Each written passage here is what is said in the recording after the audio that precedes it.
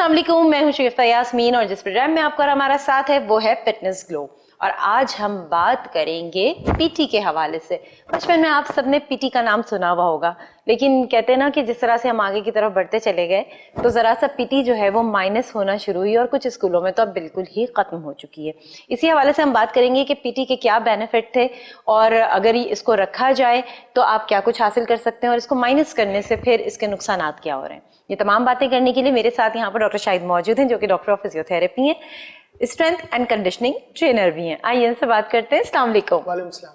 Doctor साहब, ये PT हमने तो की है बचपन में, हमने भी की है ना, की है, बिल्कुल हाँ, बचपन इकट्ठे ही गुजरा था। बिल्कुल की है। मुझे ये बताइए कि पीटी जब भी होती थी तो हम लोग वाइट कलर के हम लोगों के शूज होते थे जिसको रात भर बड़ी खुशी खुशी जो है वो पॉलिश किया जाता था कि हमें सुबह जाना पॉलिश होती थी या चौक मलते थे गीला करके। हाँ, चौक मैंने कभी नहीं लगाई, पॉलिश करते थे लड़के, इस तरह की हरकतें करते हैं कि चौक लगा देते हैं। ये भी एक क्रिएटिविटी है। अच्छा, एक तैयारी होती थी और हमें इंतजार होता था कि आज जो है वो पीटी का पीरियड होगा, इट मींस कि ये बहुत फ्री सा पीरियड है और इसमें एक्सरसाइजेस होंगी। लेकिन अब हम देख रहे हैं कि तमाम चीजें जो है वो माइनस होती चली जा रही हैं। देखिए, माइनस होती भी गई है और माइनस करते भी गए। पहले स्कूल थे, ग्राउंड था स्कूल के अंदर, बाकायदा आप स्पोर्ट्स कर सकते थे, सॉकर खेल सकते थे, पीटी डिस्प्ले एक्सरसाइज होती थी, वो आपको फिजिकली स्ट्रांग बनाती थी। जैसे आपके सुबह आप पहुंचे स्कूल, वैसे सुबह का वक्त होता था, थोड़ी सी नींद भी आ रही होती थी, पीटी एक्सरसाइज हुई, आप एकदम वार्म अप हो गए, आप आराम से एनर्जेटिक हो गए, आप जाके अपनी क्लासेस अटेंड कर ली। इशू ये था कि वहाँ उस वक्त के बच्चे स्ट्रांग थे, उनके दिमागी तौर पे भी, फिजिकल तौर पे भी, दोनों तरीके से। और वो बाकायदा ग्रुप ट्रेनिंग करते थे जिसमें उनको कॉन्फिडेंस आता था एक दूसरे से बात करने का। अब वो चीज़ें खत्म हो गई। अब या तो आपका प्ले स्टेशन है या अब जाके थोड़ा बहुत लोग निकलने लगे। कोविड ने उसको भी खत्म कर दिया। बच्चों में सेल्फ ग्रूमिंग के लिए बहुत ज़रूरी है आप उनको ट्रेनिंग करवाएं, ग्रुप ट्रेनिंग करवाएं, गेम्स करवाएं, टीम गेम्स करवाएं, फिजिकल एक्सरसाइजेस करवाएं।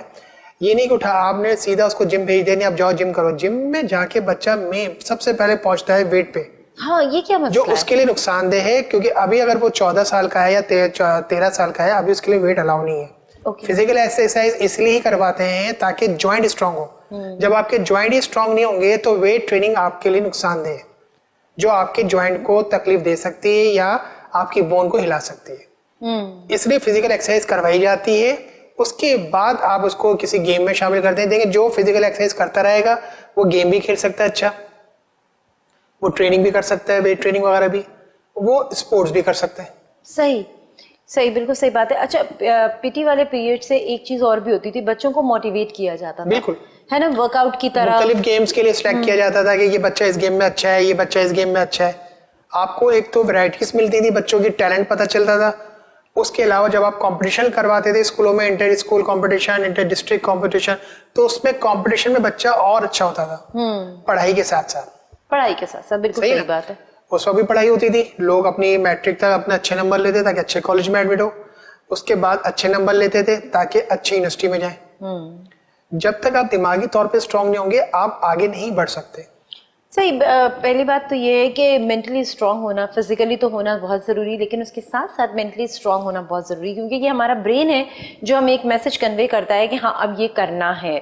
जब आप दिमागी तौर पर उस चीज़ को एक्सेप्ट कर लेते हैं कि मुझे वर्कआउट करना है, तो फिर आप करने के लिए तैयार हो जाते हैं। लेकिन जब आपका माइंड ही इस चीज़ को एक्सेप्ट नहीं कर रहा होता या आप लथार्जिक हो रहे होते हैं, तो फिर वो काम आपको लगता है पहाड़ जितना भारी है। देखिए, जब हमारा माइंड क्यों नहीं करता, जब हमारी नींद पूरी ना हो। अब बच्चा ही जब 2-2 1-1 बजे तक जागता रहेगा और सुबह उसको स्कूल जाना है, तो उसमें एनर्जी कहाँ से आएगी? सही, आप जल्दी सोएंगे, जल्दी उठेंगे, अच्छा नाश्ता करेंगे, then you go to school.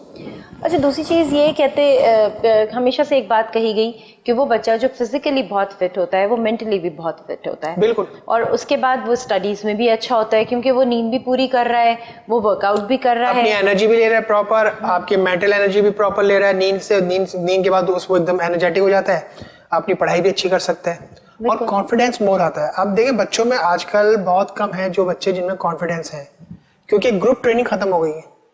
अच्छा, ग्रुप ट्रेनिंग से एक फायदा और भी होता था, वो ये कि एक बच्चे में ना एक शेयरिंग की आदत होती थी। बिल्कुल। अब वो आदतें खत्म, वो कहता है नहीं मेरा है, तो ये जो नहीं मेरा है तुम मत लो, जबकि सिखाया जाता था और पहले भी माएँ सिखाती थी कि आप अपना फूड अपने फ्रेंड के साथ शेयर कर लीजिएगा। वो क्या होता था, वो बच्चे को इनफेक्ट एक शेयरिंग की आदत डाली जाती थी, और जो ग्रुप ट्रेनिंग होती है उसमें टीम वर्क की आदत आती है। Start from home. हाँ, जब आप सिखाएंगे बच्चे को तो वो आदत डालेगा। हम ये नहीं बोलते जाके अपना खाना दे दो, आदत होनी चाहिए, ऑफर करो, चाहिए, ऑफर करो, वो ले या ना ले, ऑफर कर दो। Definitely.